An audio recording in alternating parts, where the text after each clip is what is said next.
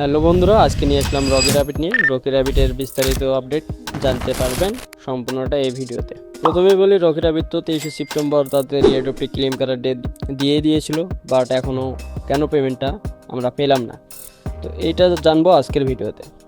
এখন তাদের অফিসিয়াল চ্যানেলে তো বলে দিয়েছিল যে 23শে সেপ্টেম্বরে লাস্ট ডেট থাকবে, বা 22শে সেপ্টেম্বর আমাদের এয়ারড্রপটি অটোমেটিকলি আমাদের ওয়ালেটে চলে যাবে।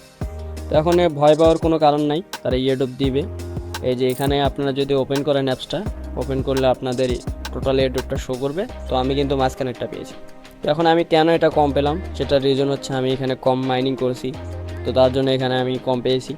তো এখন আপনারা ওয়ালেট অপশনে আসলে আপনাদের এয়ারড্রপটি লক্ষ্য করবেন, তো এটার কিন্তু ভ্যালু পর্যন্ত দেখা দিচ্ছে।